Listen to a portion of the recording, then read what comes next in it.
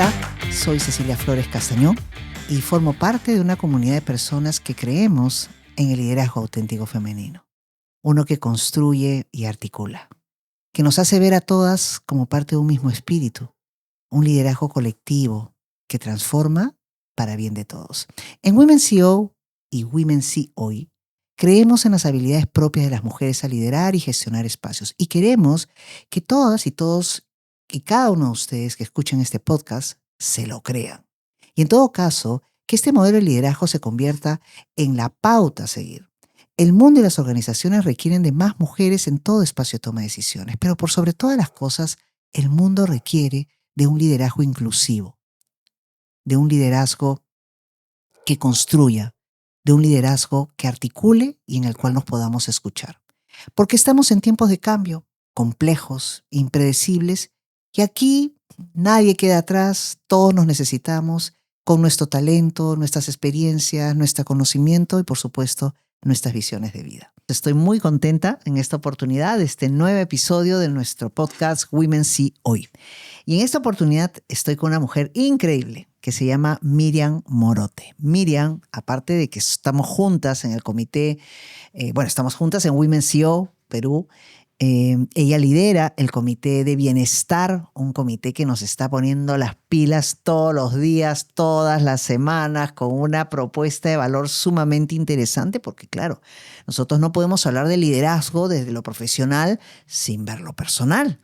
Así es que Mimi ha compartido este espacio con una serie de profesionales expertas que nos vienen desarrollando distintos temas y por eso le invité el día de hoy para tener este episodio en donde abordemos sobre su vida, sobre lo que es Mimi a la fecha, cómo Miriam ha logrado ser una voz influyente que nos inspira cada vez que siempre estamos juntas, ¿no? Y cada vez que estamos promoviendo acciones de interés común, pero sobre todo algunas de sus reflexiones. Pero antes de nada, yo quiero presentarla y Miriam nos ha compartido una pequeña sinopsis que la voy a leer tal cual.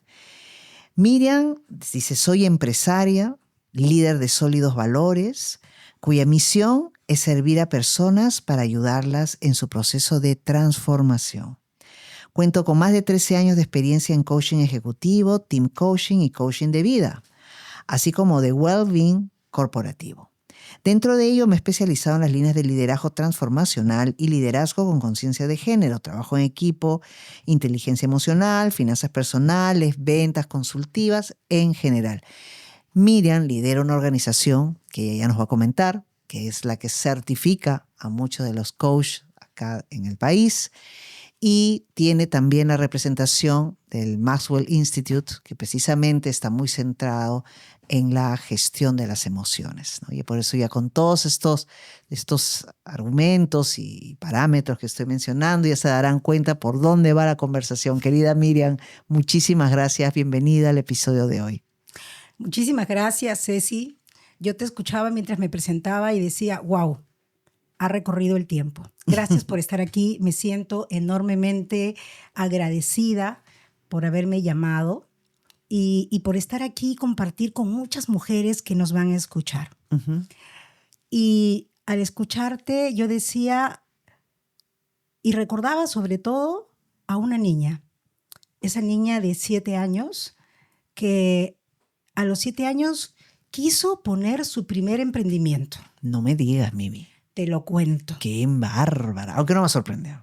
No me sorprende en lo absoluto. Y tú dirás, oye, pero ¿cómo a una niña de 7 años se le ocurre hacer eso? Ay, señor. Es que vengo de una familia de clase media donde teníamos pues muchos hijos. Entonces éramos 5 hermanos. Yo he sido la del medio. Y como ya sabes, nuestras madres siempre buscan hacer todo lo que pueden con lo que tienen. Y ser la del medio tiene sus ventajas como también sus desventajas. De acuerdo. Porque termina siendo la del sándwich, o sea, ¿no? Sí, eso es lo que dicen, así es. Y como en casa teníamos 2 varones, 2 mujeres, yo era la del medio. Y yo, en mi mente, decía, mi mamá ya tiene a sus 2 varones, mi papá ya tiene a sus 2 mujeres, ¿y yo dónde estoy? ¿Y yo dónde estoy? ¿Dónde calzo? Claro que recibía amor, recibía cariño. pero dije, ¿cómo hago para que ellos vean que yo puedo contribuir en la casa? De acuerdo. Y ahí se me ocurrió. Y eso fue lo que hice. ¿Qué hiciste? Bueno, pues en casa mi mamá coleccionaba los chistes. Nos compraba los chistes y un día dijo, oye, ¿saben qué? Hay que hacer limpieza. Y entonces limpieza de todas las habitaciones y recogimos. Y resulta que habían 2 cajas llenas de chistes de Lulú, de Hermelinda Linda, de Patodo, de todo. Y estaban en buen estado. Hay que botarlos. Y yo no le dije nada, me los separé, los escondí, los limpié, los forré, les puse nombre. Y como vivíamos en un edificio, lo que hice fue tocar de puerta en puerta para alquilarlos. No me lo puedo creer. Así es. Y mi negocio funcionó hasta que quebró. Sí, quebró. Pero emprendiste. Pero emprendí. Y me di cuenta, y yo siempre lo cuento cuando hablo de negocios, que el primer negocio que debe tener una persona es tener control de su producto. Y si no tienes control de tu producto, vas a quebrar. Pero eso me llevó a otra cosa más importante, a darme cuenta de que se necesita también de liderazgo. De acuerdo. Y ahí la vida me ha ido llevando por muchos caminos. Uno de los grandes caminos fue que he vivido episodios en donde me he encontrado o me he sentido sola. Claro. Y cuando me sentía sola, entendía que sola no podía avanzar. Y siempre busqué cómo hacer las cosas en equipo. Me costó. Y por eso para mí la palabra sororidad es maravillosa. Y porque me convertí en coach. A veces me preguntan. Y el coaching para mí es algo que es un proceso que me salvó la vida. En el año 2006 yo vivía una situación crítica, difícil, un matrimonio roto, y me había olvidado de quién era. Mira tú, Mimi. Me había quedado encerrada simplemente en ser mamá y profesional, porque había que ser profesional exitosa para tener los recursos. Y es el coaching el que me salva, es el coaching el que me ayuda a darme cuenta de que si no nutro mi esencia, si no rescato mi ser, si no me reconozco primero como ser humano, como mujer, no puedo ser la madre que mis hijos merecen ser, no puedo ser esa profesional, no puedo ser la líder, no puedo ser la empresaria. De acuerdo. Y hace, 20 años atrás que me salvaron. Y fue una mujer la que me hizo el proceso de coaching. Y cuando ella me hace este proceso de coaching, yo digo, wow, si el coaching transformó mi vida, oye, yo quiero ser coach, porque quiero ayudar a los demás. Mimi, entonces el coaching te encontró. Sí, yo diría que el coaching me encontró y me salvó.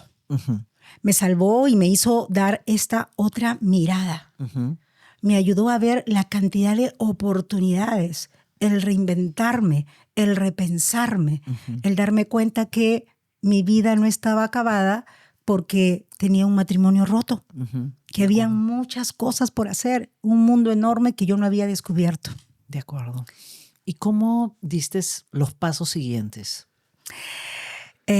Como soy muy estructurada y soy académica, y era además en esa época docente universitaria, jefe del área de acreditación, primero mi vida estaba muy enfocada en lo académico y en lo estructurado. Así que decido buscar un espacio, una escuela. En el Perú, hace 20 años atrás, el coaching era para los millonarios, los que tenían mucho dinero y los que podían pagar mucho dinero. Porque además, yo tengo que ser muy agradecida. Yo no pagué el proceso de coaching, lo pagó la empresa para la cual yo trabajaba. Mira tú. Con los recursos que tenía, yo no lo hubiera podido pagar. Claro. En esa época no. Entonces, indago y me encanta, me gusta buscar mucho. Así que existe el coaching ontológico y yo descubro el coaching sistémico. Y el coaching, me enamoro del coaching sistémico porque es un coaching integral, claro, que ve el sistema como tal. Y me encanta la parte holística. Entonces, de ese me enamoro y hacia ahí voy. y estudio en una escuela mexicana. Por eso yo siempre digo, parte de mi corazón es mexicano. Y eso me ayuda a aprender, que fue el primer paso que di. Había llevado talleres, ya había llevado formación en liderazgo, trabajar en una universidad que te daba muchas oportunidades para seguir desarrollándote en tu formación profesional, era una gran oportunidad. Y entonces decido estudiar y viajar. Y entonces, en ese año, me acuerdo mucho que viajé 10 veces a México. Oh, sí. Mira tú. ¿Y por qué? Porque me interesaba mucho vivir la experiencia, ¿sí? Y entonces viajar, salir, bueno, siempre fui viajera porque además mi primera carrera fue administración hotelera. Oh, claro. Mi segunda carrera fue comunicaciones y me especialicé en educación y luego el posgrado para enseñar en la universidad. Y el coaching era mi tercera carrera. Y eso me abre los ojos. Claro. Me ayuda a ver todo lo que se puede hacer. Y también me ayuda a darme cuenta, al terminar la carrera, que no sabía nada de lo que yo quería hacer. Porque estaba comenzando. Claro. Y este mundo de posibilidades te ayuda a ver lo siguiente, que cuando tú decides transformarte, tienes que tener claridad de convertirte en un aprendiz en evolución constante. Qué bonito. Así es. Porque si no te declaras aprendiz, resulta que llegas a un lugar y crees que no puedes aprender nada. De acuerdo. No tengo nada que aprender de aquí porque ya lo vi. Y no es así. Siempre hay un nuevo enfoque, siempre hay una nueva mirada. Y entonces, para pisar los pies en la tierra, siempre trabajo en la humildad y en declararme aprendiz en evolución constante, que es lo que me acompaña. Mira, qué interesante, porque yo sinceramente creo que esa es la actitud que uno tiene que tener en la vida. En la vida estamos en constante aprendizaje. Tú puedes ser un PhD, ya 2 veces PhD, y tener una gran especialización y ser una persona reconocida por ese carácter experto. Está muy bien. Ser la experta es maravilloso. Pero hay tanto que aprender en la vida. Por último, ya eres lo mejor en tu profesión. Ya nadie te va a superar. Pero ¿cuánto sabes de cultura? ¿Cuánto sabes de arte? ¿Cuánto sabes de desarrollo espiritual? ¿Cuánto sabes de, no sé, de ecología? No lo sé. Hay tanto que aprender en este mundo. Hay tanto que seguirse desarrollando, que creo que solamente teniendo una actitud de aprendizaje, ¿cómo le dices? Aprendiz en evolución constante. Me encanta. Una actitud de aprendiz en evolución constante, pues te pierdes la oportunidad de seguir creciendo. Así es. Y no solamente aprender de todo lo que tú comentas. Para mí, cada ser humano puede ser un maestro. Un maestro de aquello que me falta por aprender o un maestro de aquello que no debo hacer. De acuerdo. Entonces, los seres humanos nos van educando. Los eventos nos van educando. Depende de cómo quieres mirar lo que estás viviendo. ¿Sí? Y es eso. Y eso me ayuda a darme cuenta que siempre hay algo por hacer. Me mantiene viva, me llena de entusiasmo. Y te veo siempre muy activa, tratando de compartir, creando grupos, estableciendo, orientando, formando gente, formando equipos, ¿no? Ayudando a organizaciones. Y mira qué interesante. Y tú me habías comentado que querías un poco introducir, porque no quiero dejar pasar esa parte, introducir lo que significa la sororidad en una organización como la nuestra y la sororidad en general. ¿Cómo lo ves? Fíjate, aquí va a salir mi lado de maestra, ¿ya? Porque como siempre me gusta, soy muy investigadora. La palabra soror tiene origen latino. Sí. Y este origen latino significa hermandad consanguínea. Así es. Se utiliza a finales de los años 80 con la intención de buscar la unión, fíjate, la unión, la equidad y la amistad entre las mujeres. Y yo digo, wow, cuando yo me entero del significado real, digo, wow, qué potente. Así es. Y esto se enlaza con este principio que yo he tenido siempre y que lo he fortalecido. como te decía, en Maxwell Leadership yo soy enlace país. El enlace país es el que representa a la comunidad. Y ahí ya trabajamos mucho el liderazgo de servicio. Y si tú no ves el liderazgo de servicio como una comunidad, como una hermandad, entonces, ¿de qué estamos hablando? Cuando llego a un mansío, digo, wow, aquí es la coronación de lo que significa sororidad. Porque me encanta esta sororidad donde no competimos. Esta sororidad donde lo que buscas es dejar que cada una brille con su propia luz. Y nos sentimos felices del éxito de todas, de cada una. Lo aplaudimos genuina y naturalmente. Y trabajar en la escucha. Así es. En la apertura. En entender que somos diferentes y que es gracias a las diferencias que podemos formar esta comunidad poderosa. De acuerdo. ¿Sí? Totalmente. Y trabajar en desterrar esta idea cultural, porque creo que es un tema cultural y social, de que tenemos que competir unas con otras. Es una barbaridad, hija. Y lamentablemente se da. Y claro, hay una razón. Si hay un solo puesto, y vamos a hablar ya de la parte, digamos, laboral, bueno, pues de alguna manera nosotras hemos tenido que competir entre nosotras para ver quién entra a ese único puesto que estaba libre para que una mujer pudiera estar ahí. Pero ¿tú crees, Mimi, que también eso es? Porque esa competencia, esa, no, la vemos desde el colegio. Sí. Sí, o sea, Sí. tú ves que, o sea, si no eres parte del estándar, hay una actitud muy natural de las mujeres de cuestionar a otras mujeres en todas las etapas de la vida, ¿no?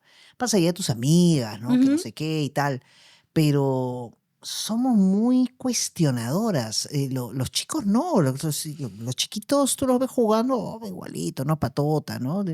Están aquí, están allá, nos hacen muchas faltas, pero desde chicas tú ves que las mismas mujeres van seleccionando, tú sí, tú no, aquí no, no sé, por eso yo no estoy muy segura que si esa división surge desde el empleo, yo creo que es antes. No surge ahí, ahí se nota más. Claro, probablemente. Lo que tú dices es muy cierto y lo que pasa es lo siguiente, a las mujeres nos educan, ¿para qué?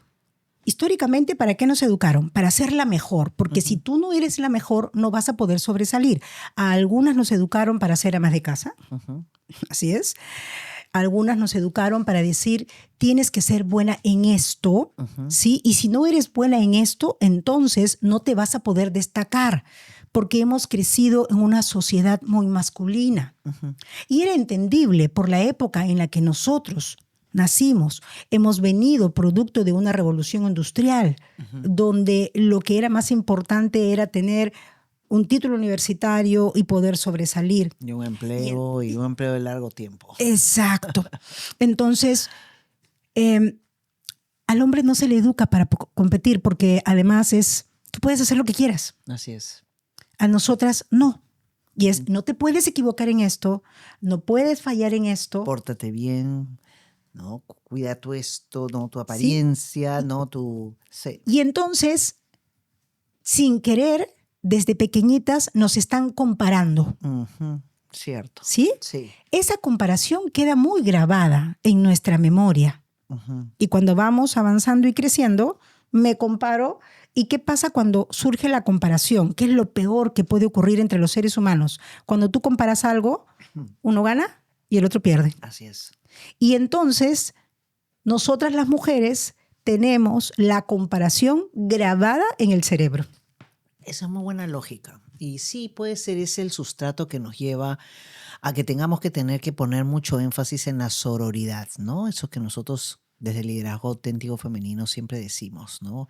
Valorar lo que las mujeres somos, las características naturales que tenemos nosotros para gestionar, liderar en general, apoyarnos mutuamente, no juzgar, no juzgar a otra, ¿no? Creo que ese es el primer paso para poder hablar ya de una actitud de sororidad. Pero, ¿tú cómo crees que lo pones finalmente en la práctica? O sea, ¿cómo lo evidencias? Yo lo evidencio de dos maneras. Uno, lo primero que hay que trabajar es la apertura. Uh-huh.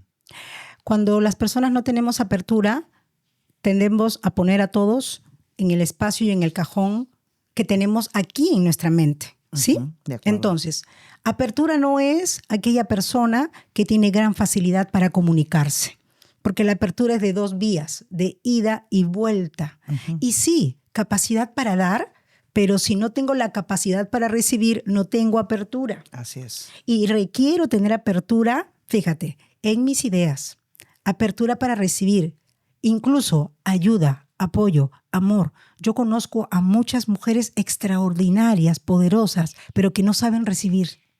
Cierto. Entonces no hay apertura. Uh-huh. Y me dicen, pero yo doy. Dar no es tener apertura, Uh-huh. porque la apertura es de doble vía. De acuerdo. ¿Sí? Es como la escucha, es de doble vía. Uh-huh. La comunicación es de doble vía. Entonces, si yo no trabajo en esta esencia de la apertura, jamás voy a poder practicar la sororidad. De acuerdo. ¿Y el segundo aspecto? La escucha y la compasión. De acuerdo. También. Entonces, yo tengo Sí. que aprender a escuchar a las personas, pero no solamente por lo que me dicen, sino por cómo las veo, por cómo conecto, por cómo están sus ojos, Uh-huh. qué me dicen sus gestos, qué me dice su energía.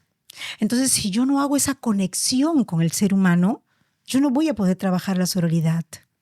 Y qué difícil es en un mundo TikTok en donde la gente trata de mostrarse de una manera, tal vez siguiendo la regla o el canon digital que se plantea, donde todos se tratan de mostrar felices, ¿no? En sitios increíbles, una vida espectacular, ¿no? Y cuando realmente la vida no es así del todo, ¿no? Tienes momentos de felicidad, pero eso no te define. Entonces, ¿qué reto nos trae esto de la apertura y sobre todo de poder conocer a la persona en todas sus circunstancias y en su expresión auténtica, ¿no? Yo creo que ahí tenemos un trabajo muy fuerte que justamente estamos haciendo desde el Comité de Bienestar. Ayudar a desterrar las ideas que se tienen acerca de las emociones reprimidas, que son 3. La tristeza, el miedo y el enojo. Tú no puedes estar triste. La gente no sabe cómo lidiar con la tristeza. Y por ende tampoco sabe cómo lidiar con el duelo. El miedo. Está prohibido tener miedo, porque así nos educaron. Y la forma de educarnos ha sido...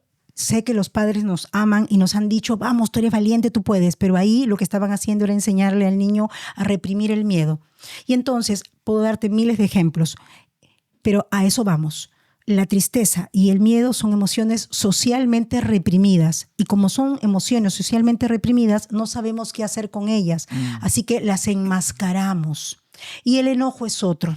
¿Sí? Sin embargo, esas 3 emociones que son sumamente poderosas están aquí en nuestra vida para ayudarnos. Por ejemplo, el enojo es súper poderoso para aprender a poner límites. De acuerdo. Las personas que no saben poner límites es porque viven en un enojo reprimido de años. Mira tú. Y aquí te va uno más.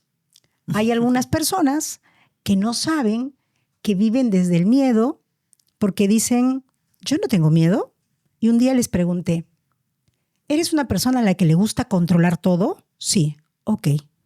Dime, ¿qué es a lo que le tienes miedo que salga de control? El control, el exceso de control es la máscara del miedo. De acuerdo. Y así por el estilo podríamos seguir trabajando. Entonces, la esencia para poder trabajar en nosotros es reconocer que las emociones existen, que son parte de nuestra humanidad y que no hay que tenerles miedo. Cuidar nuestra vulnerabilidad, porque la idea tampoco es que estés difundiendo en redes sociales tu lado vulnerable, porque es importante que te cuides y que te protejas. Pero lo más importante es que tú seas consciente de lo que estás viviendo. Y entonces, cuando somos conscientes, cuando conectamos con nuestro ser, cuando entiendo que estar en una etapa de tristeza no me hace menos, que la emoción no me define, que tener miedo a algo no me hace más chiquita, que estar enojada porque siento que alguien vulneró mis límites, sobrepasó lo que yo no quería, no me hace un monstruo. De acuerdo. ¿Sí? Total. Que decir no es saludable. El día que lo entendamos y veamos que no tenemos que tener la máscara de la alegría, que eso no es real, vamos a entender que además la felicidad tiene que ver con paz, serenidad y armonía en tu vida. Totalmente. No con euforia o alegría loca.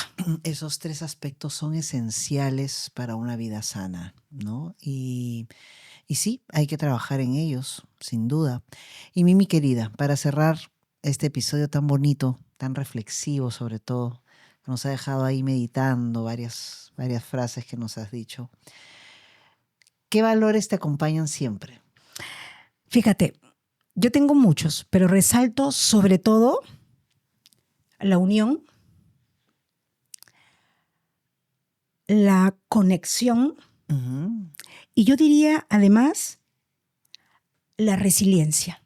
Bien, claro.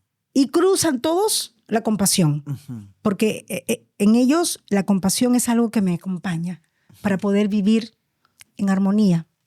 Todo un humanista, querida Mimi. Gracias Gracias a ti, Ceci. Por tus mensajes, por tu tiempo y hasta otra oportunidad.